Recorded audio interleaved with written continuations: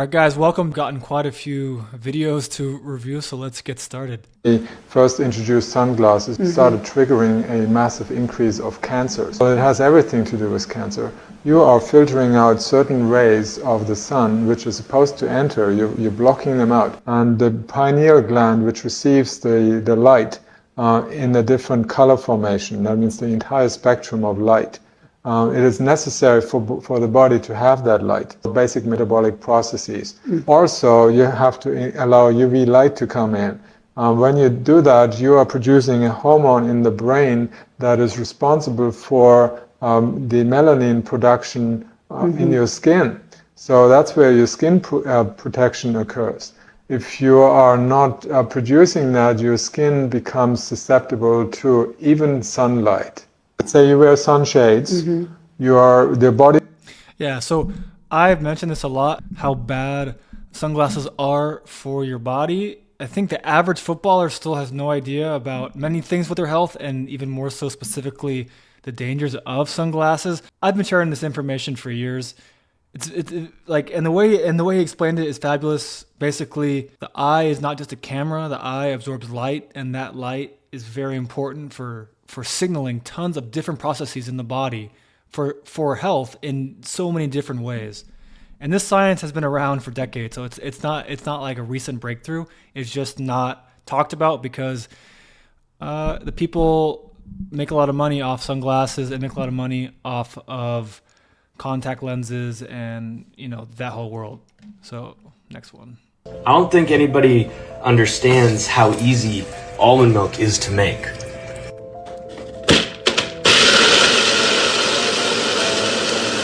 All right, I'm not going to watch that one too long because it's just guys throwing nuts into a jar and mixing it up with water and calling it milk.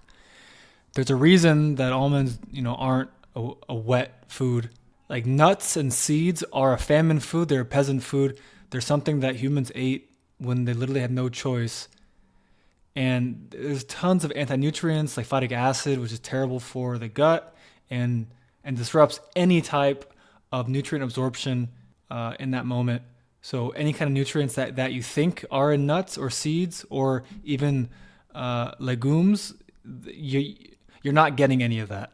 So it's funny how hard humans work to just have raw milk. We have soy milk, almond milk, coconut milk, all these like oat milk, all these copycats that via marketing we believe are healthy, even though they're actually way worse for you because there's tons of chemicals in there. But the body craves raw milk for a reason. So that's why humans go to these extreme lengths in having huge factories pushing out milk from almonds and oats and soy and coconuts, when in reality raw milk truly is abundant and you can go get it from a local farmer if you really...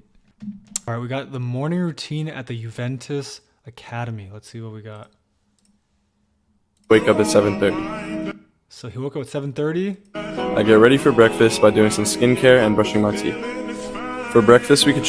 So just a quick reminder, he woke up at 7:30, so he missed the sunrise most likely, and he's immediately under artificial blue and green light, which is destroying his melatonin in the body and causing a spike in blood level, causing a spike in cortisol, and in general screwing up his ability to absorb light. And then he goes right into the bathroom to shove this chemical into his mouth called toothpaste, which most toothpastes are full of really harmful chemicals for your teeth and your body in general.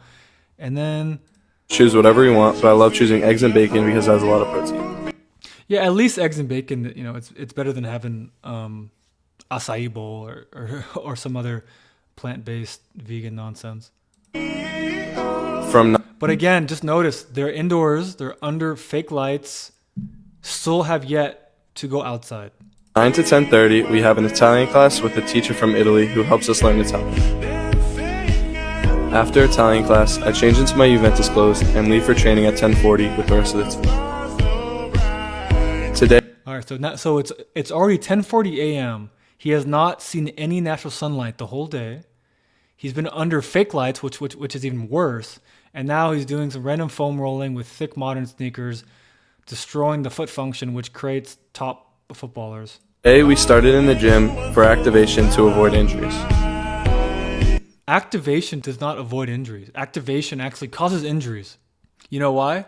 Because they isolate certain muscles, which all that means is they just force the muscle to contract over and over again because they're in like a random acute range of motion where they're forcing that specific muscle out of the whole muscle group to contract. It's not making it stronger, it's just contracting over and over again. So then when you go back onto the field to run, now your system is unbalanced because you have one specific muscle or two specific muscles that are overly contracted, which means they're fatigued and they're tired, while the other muscles aren't. So then now you have this imbalance and you're creating long-term issues. After, we went to the pitch and greeted with the head coach. All right, so I think it's around lunchtime and they've just got outside. So that's that's already like one of the worst things you can do for human health is destroy your circadian rhythm. So these clubs have a lot to learn about human health. We started with some running to keep the legs warm. Then our Doing warm up is fine. coach explained the daily activities for us. And we ended practice with a match, and it was a very fun way to end my morning. It's always interesting how obvious every footballer agrees on the fact that they enjoy playing the game, they enjoy playing football. But then all of these trainings, we do very little of that, and coaches want to introduce or they want to put their stamp on training with their ego and say, oh, we're going to do this passing pattern and these drills. But yet every single top athlete comes from a childhood of unstructured free play. So if you just mix that into your team training, if you just increase the ratio of free play that's unstructured, that incites creativity, that incites genius, that brings forth joy and fun, you'll find that your athletes, your players will develop a lot faster, both on and off the ball. All right, so here's a video about a young footballer doing weight training, it looks like.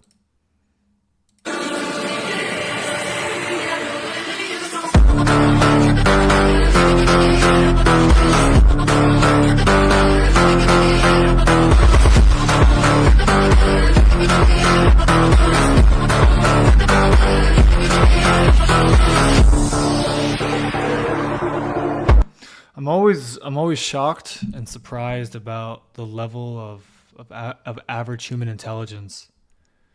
Because you put a little kid in a machine telling him to push a bunch of weights, isolating a specific muscle group, and then you put a video of him scoring some free kicks as the justification that it worked.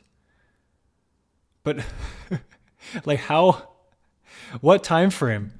What is this, a few weeks or a few months? Because if it's a few years, I guarantee you it's going to be injured. There is no reduction in injury. You're actually screwing up what's called this player's long-term athletic potential because you are restricting his movement vocabulary. You are shortening how much creativity he can put into the body because he is specializing into a heavily weighted exercise, which has a far bigger impact on the central nervous system. So this is probably one of the most short-sighted, idiotic things I've ever seen in the football world, and it's really embarrassing and sad for this kind of guy because this young kid is going to have lots of injuries down the road. And personally, I saw tons of kids like this growing up that had wealthy parents that wanted their kids to be really good, so they would do all this crazy stuff when they were too young, and instead the players that really developed, players that came from families that didn't have as much money, so they were just on the streets playing sports, having fun, and they developed naturally. They developed their creativity in the game, and they got strong by playing the game. And this kid, maybe like you believe it'll help now, but it's very short-sighted. And like in the caption, he just throws all these buzzwords. Like, it's just embarrassing. And yeah, sure, it's a study, but I mean, dude, tell me the long-term research on that. You're looking at what, 8, 10, 14 years down the road? No, you're not. And one of the best studies of all time that no one talks about is in 2014, they looked at all the NBA first-round draft picks. So these are multi-million-dollar athletes. All the guys that were multi-sport athletes in high school had more points, more games, no injuries. They were the better players. And all the first-round draft picks that were not multi-sport athletes in high school, they had more injuries, less points, less minutes, and they were obviously worse players and worse picks for their team. So it's not rocket science to put two and two together that young kids should not be lifting weights, let alone doing a machine push. Like, anyways, this is crazy, man. All right, now we got Ramos grounding.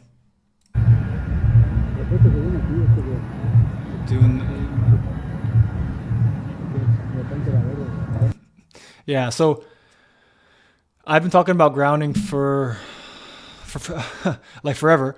Grounding is not anything new. The science has been around for many, many decades. When you touch the ground, you absorb what's called free electrons from the ground via the Schumann resonance.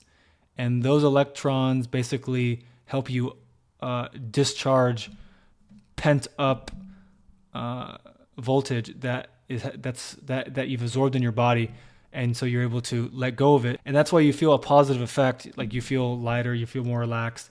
In kind of in the mainstream, they try and say grounding, oh, it lowers inflammation, but it's not really how it works, because inflammation actually is good for you because your body's trying to help you fix whatever issue you have in that area of the body. But the reality is the grounding improves mitochondrial function via the increase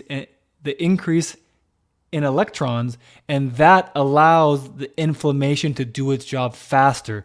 So you're actually helping the inflammation work better. You're not reducing inflammation, which is another one of the really, really low intelligence cutting corners idea that has been planted into the minds of so many people, because it sounds good, like when you're marketing like a supplement or a food. Oh, it lowers inflammation, and it's just so brain dead, because it's not how the body works at all. So great that Ramos is doing that.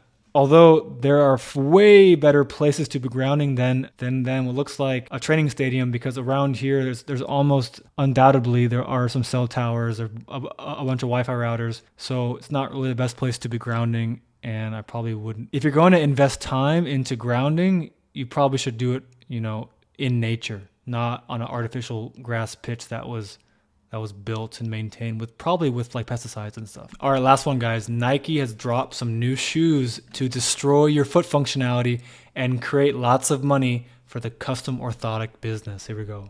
Future of footwear, and how does it actually work? We tested out the Nike Hyperboot, a collaboration between Nike and Hyperice that they say is meant for warm-up and recovery. It's a $900 tactile shoe that inflates and warms up, compressing and constricting around your foot to work your muscles and tissue. Nice little bit of plastic you get to peel off. Yeah, so when you constrict and compress your feet, it doesn't work your muscles or tissue. It actually turns them off. For some ASMR, there's a big chunky sole to house all the technology. There are buttons on the side and a charging port so you can charge them up with the battery. Oh my God. You're like walking around with a computer under your foot, housed inside a really thick cushion. So not only are you destroying and atrophying all the intrinsic muscles and fascia in your feet, on top of that, you are radiating yourself by walking around with wearable technology on your feet that have no material benefit to your health and vitality long term. Pretty sad, and it costs like almost $1,000. That's crazy. Well, guys, that was the review. There was quite a few videos in there. Hope you enjoyed this. Down below in the comments, let me know any other videos you would like me to react to or respond to, and when I have time, I'll get to it. Hope you enjoyed that. Like, comment, and subscribe. If you are a non-professional football player, my program, Total Footballer, we've helped over 1,000, or I think actually like a few thousand footballers overcome injury, get faster, get stronger, and basically just achieve any goal you want inside of football using the 5 talent pillars, which is a unique system that I built over the last 15 years, working with myself over the years, and of course working with so many clients and seeing what works and what doesn't. If you are a pro player, I work with pro players exclusively one-on-one, either in person or online, inside my program called Club Entangled. So both those links are down below. If If you're serious about football and you want to get results now, I'll see you inside. Cheers.